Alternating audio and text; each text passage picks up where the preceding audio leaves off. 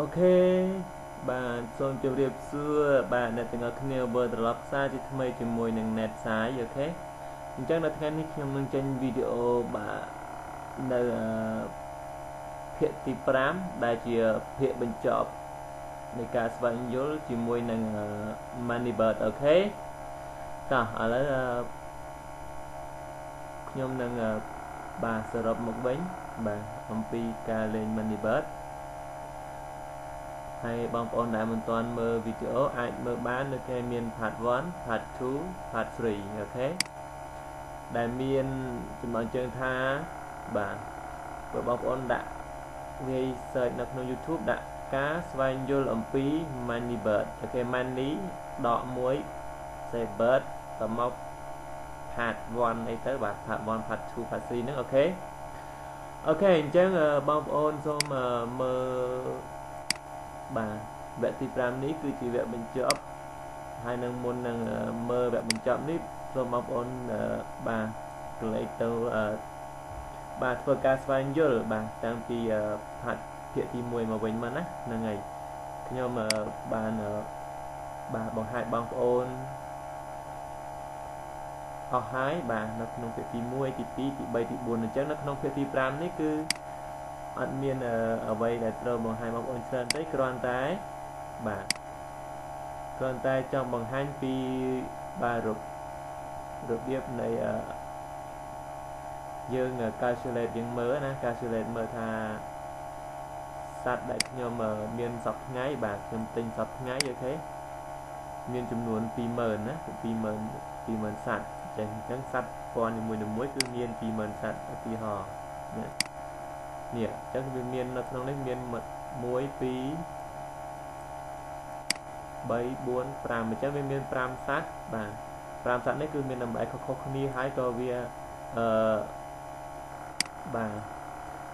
ហើយក៏វាឲ្យពងយើងទៅតាមតម្លៃនឹងដែរណាអូខេអញ្ចឹងខ្ញុំសត្វនេះ20000បាទហើយចំនួនសត្វពណ៌លឿងនេះគឺ20000ដែរ20000ចំនួន20000សត្វហើយសត្វពណ៌ត្នោតនេះគឺ20000សត្វហើយសត្វពណ៌ខៀវនេះបាទសត្វពណ៌បៃតងនេះគឺ20000អញ្ចឹងសត្វពណ៌ខៀវនេះគឺ20000ហើយបាទសត្វនេះខ្ញុំនឹងទិញបណ្ដោះទិញឲ្យបាន20000ដែរណាហើយអញ្ចឹងនៅក្នុងរបៀបនៃការទិញសត្វទិញអីហ្នឹងគឺខ្ញុំបង្ហាញនៅភាគទី3ទី4នឹងអស់ហើយណាទី4អស់ហើយបាទអញ្ចឹងបងប្អូនចូលទៅមើលទៅអញ្ចឹងចំណែកភាគទី5នេះគឺជាភាគបញ្ចប់ដែលធ្វើការបាទ calculate ឲ្យបងប្អូនមើលថាយើងរកដូចថាក្នុងចំនួនលុយប៉ុណ្ណេះឬក៏ចំនួន10នាទីគឺបានប្រមាណអីចឹងហ្នឹងហើយ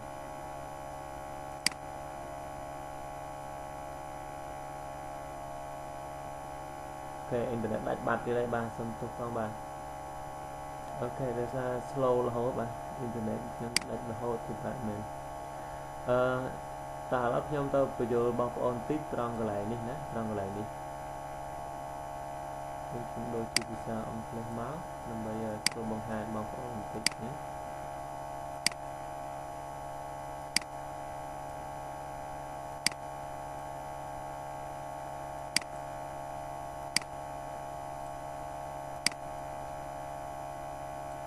អូខេអញ្ចឹង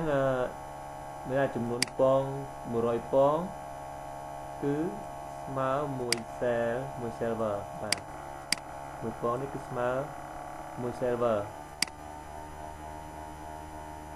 100ពងហ្នឹងណាបាទអញ្ចឹង100ដូចថាខ្ញុំឥឡូវខ្ញុំមាននេះគឺជា silver ណាមិនមែនជាពងទេមិនមែនជាពងមិនមែនជាអេទេហ្នឹងហើយជា silver មានន័យថាជាកាក់ណាជាកាក់ដែល Moneybird ហ្នឹងគឺកំណត់ឲ្យនៅក្នុងហ្នឹងណាហើយអញ្ចឹងដើម្បីយើងcalculate ថាវាប្រមាណជាបាទលុយរូបយើងយកទៅគិតមើលទៅយើងយកចំនួនលុយនេះចែកនឹងចំនួន100មកអូខេឥឡូវខ្ញុំចុចអូខេទៅឥឡូវយើងបាទ copy ប៉ុណ្ណេះមកយកមកដាក់ត្រង់ trong pass ចូលឡើងនេះហើយខ្ញុំចែកនឹង100អូខេពួកអីហើយបានចែកនឹង100ដោយសារតែនៅក្នុង rule នៅក្នុងច្បាប់របស់គេគឺ100 server គឺបានស្មើមួយរូបអញ្ចឹងយើងយកប៉ុណ្ណឹង server ហ្នឹងយើងចែកនឹង100មកអញ្ចឹងចុចសញ្ញាស្មើមកអញ្ចឹងយើងឃើញចំនួនលុយរូបហើយបាទអញ្ចឹងចំនួនលុយរូបវារាយ10 100 ពាន់ម៉ឺនសែនលានអញ្ចឹង1លាន6សែន5690អូខេអញ្ចឹងឥឡូវយើងទៅគិតមើលណាយើងចូលកន្លែងទីផ្សារមកយើងបាទវាយកន្លែងនេះដាក់ថារូបបាទរូប$2អូខេតែវាស្មើ10000$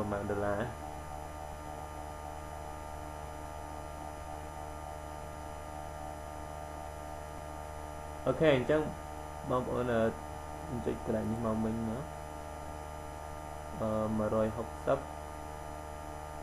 5690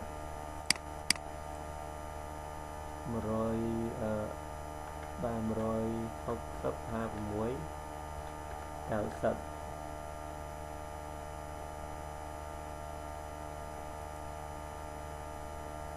160 56 90បាទអញ្ចឹងចំនួននេះអញ្ចឹងលុយដែលខ្ញុំមាននៅក្នុង money bird របស់ខ្ញុំបាទនៅក្នុង money bird របស់ខ្ញុំនេះគឺខ្ញុំមានបាទដល់ទៅប្រហែលមិញបងប្អូនមើលមើលនេះជាចំនួន$នេះលុយ$ណាលុយ$នេះលុយរូបបាទជាលុយរូបនេះជា$អញ្ចឹងខ្ញុំមាន 25,536 $អូខេអញ្ចឹងខ្ញុំមានប៉ុណ្ណេះជាលុយ$ណាហើយខ្ញុំសូមបញ្ជាក់បងប្អូនថាឥឡូវនេះខ្ញុំអត់អាចតន់ដកបានទេណាអត់អាចតន់ដកបានលុយនឹងយកមកទៅដាក់នៅក្នុង balance របស់ខ្ញុំទេដោយសារតែខ្ញុំអត់មានឡើយនេះអញ្ចឹងជំនួសខ្ញុំទៅបញ្យល់បងប្អូនបញ្ជាក់ឲ្យច្បាស់ណាកន្លែងហ្នឹងគឺខ្ញុំអត់មានបាទមូលហេតុដែលខ្ញុំដកលុយអត់បានច្រើនណាគឺខ្ញុំអត់មាននេះអញ្ចឹងនៅក្នុងវីដេអូទី3ទី4ហ្នឹងបងប្អូនទៅមើលទៅកន្លែង server market អូខេចូលមើលកន្លែងហ្នឹងសិនណាដោយសារតែខ្ញុំអត់មាននេះខ្ញុំអត់មានចំនួននេះ hash coin នេះអូខេហើយចឹងថា hash coin ហ្នឹងគឺយើងនៅឯណាបាទបងប្អូនចុចនេះវាពាក្យកន្លែងនេះថា pay នេះឃើញទេបងប្អូនឃើញ pay បន្ទាប់មកសញ្ញាដកឲ្យដាក់ point មកហើយយើង enter ទៅបាទយើង enter ទៅដើម្បីយើងទៅមើលថាយើងគួរតែមានកាក់អ្វីដើម្បីដកលុយនឹងបានណាបាទនេះគឺជាកាក់កន្លែងនេះកន្លែងពណ៌បេតុងនេះណាពណ៌បេតុងនេះឈ្មោះវាថា your balance cash coin អូខេ your balance cash coin ហ្នឹងគឺយើងបាទដកលុយបាទចំនួនដែលដកលុយអញ្ចឹងបើកន្លែងហ្នឹងយើងមានដល់លានយើងដកបានបាទលុយកន្លែងនេះដល់លានដូចគ្នាដែរបាទហ្នឹងហើយបាទបើយើងមានដល់10000យើងដកដល់10000ដែរណាដល់10000រូបដែរអូខេយើងមានបើយើងមាន51ចេះដកបាន51រូបដែរណាអញ្ចឹងបងប្អូនគួរតែដឹងឲ្យច្បាស់ណាអញ្ចឹងបងប្អូនដែលទៅលេងថ្មី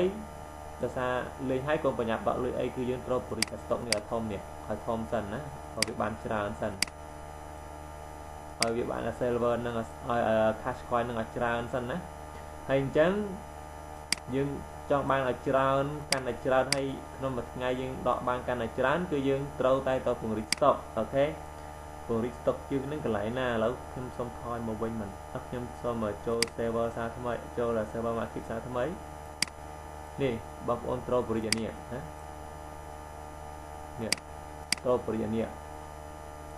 ឡើងដល់ខ្ទង់លានខ្ទង់ខ្ទង់លានទៅបាទឡើង3 4000 50000 60000 70000 100,000អញ្ចឹងទៅបាទអញ្ចឹងរបៀបនៃការដល់ពេលរបៀបនៃការពិតុកហ្នឹងក៏ខ្ញុំបង្ហាញនៅក្នុងវីដេអូមុនដែរបងប្អូនចូលទៅមើលទៅនៅក្នុងមេរៀនទី3ទី4ហ្នឹងខ្ញុំអត់ចាំច្បាស់ដែរថា3ក៏4ណាបងប្អូនចូលទៅមើលទៅអូខេអញ្ចឹងរបៀបនៃការបរិច្ចាគគឺខ្ញុំបានធ្វើបង្ហាញបងប្អូនហើយណាអូខេអញ្ចឹងគឺយើងបរិច្ចាគកន្លែងហ្នឹងទៅ ឲ្យបានចំនួនserver នេះកាន់តែច្រើនទៅគឺយើងដកលុយបានកាន់តែច្រើនណាពី money bird ហ្នឹងអូខេ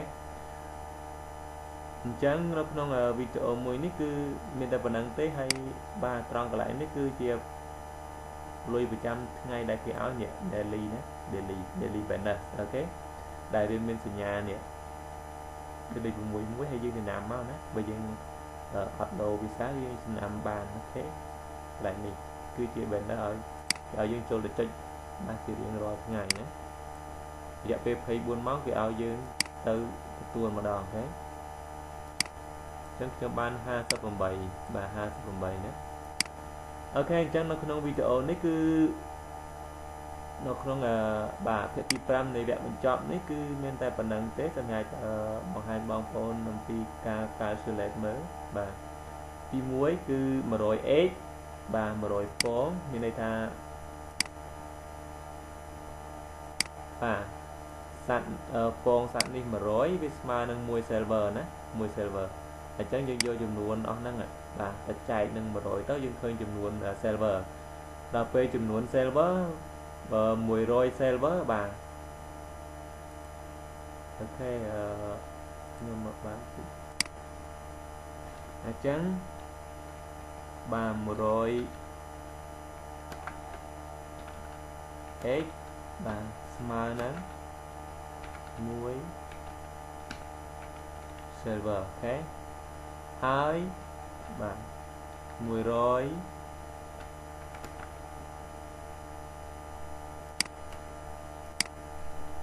100 server បាទ100 server បាទស្មើនឹងបាទ1លុយរូបអូខេ1លុយរូបណា1លុយរូបអញ្ចឹងបងប្អូនត្រូវចាំកន្លែងហ្នឹងណាបាទអញ្ចឹងដល់ពេលយើងប្រមូលពងលក់ទៅវាគិតជា server ឲ្យហើយ server ហ្នឹងគឺអញ្ចេះណាគឺពេលបងប្អូនបាទធ្វើការ collect ទៅវា 50% ម្នាក់ណាវារត់មកលើនេះ 50% វារត់មកនេះ 50% ឧទាហរណ៍តែឥឡូវខ្ញុំចុចនេះប្រមូលសារថ្មីជាមួយខ្ញុំឲ្យមើលបងប្អូនមើលបន្តិច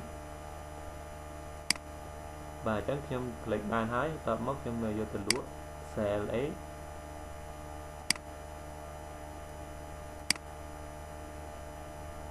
អូខេកាលណាខ្ញុំ sell ចេះហើយគឺនេះគេប្រាប់នេះសរុបទាំងអស់ចំនួនប៉ុណ្ណេះបាទចំនួនប៉ុណ្ណឹងហើយយើងយកមកចែកជា2មកគឺវាបានប៉ុណ្ណេះនេះដល់ខ្ញុំ copy ខ្ញុំយកទៅ calculate មើលណា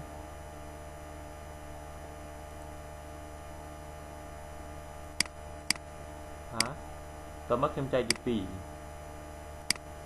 ស្មើអូខេអញ្ចឹងបងប្អូនមើលតាមកន្លែងនេះឃើញទេនេះឡើយនេះបងប្អូនតាមឡើយនេះអញ្ចឹងចំនួនលុយឃើញនេះ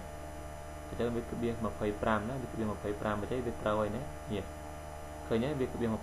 ញ្ចឹងវាតួលេខគឺត្រូវដូចគ្នាណាអញ្ចឹងវាចែកទៅ 50% ម្នាក់ណា 50% ម្នាក់ទេចែកទៅ 50% ម្នាក់ណាគឺមកខាងលើនេះ 50% បាទមកខាងលើនេះ 50% សម្រាប់ទិញសត្វឬក៏សម្រាប់ដូរ server ហ្នឹងហើយមកត្រង់ឡើយនេះគឺសម្រាប់យើងធ្វើការ withdraw ទៅកាន់បូកលុយរបស់យើងណាហើយនេះទេអូខេអរគុណច្រើនបាទសម្រាប់ការទស្សនាវីដេអូមួយនេះហើយនឹងសង្ឃឹមថាបងប្អូនចេះបាទ calculate មើលថាយើងលេងទៅក៏ចេះ calculate មើលក៏យល់ពីបាទរបៀបនៃmoney bird ហ្នឹងវាឲ្យផល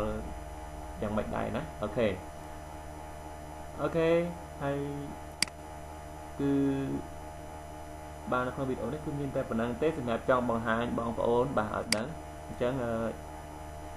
គឺជាវីដេអូភាពបញ្ចប់ហើយបើមានត្រង់កន្លែងណាដែលបងប្អូនអត់យល់បងប្អូនអាច comment ខាងក្រោមវីដេអូខ្ញុំនឹងធ្វើវីដេអូត្រង់ដែលបងប្អូនអត់យល់ហ្នឹងបន្ថែមទៀតអូខេបាយបាយសូមជម្រាបលាកុំភ្លេចជួយចុច subscribe និងរូបកណ្ដឹងដើម្បីទទួលបានវីដេអូថ្មីបាយបាយ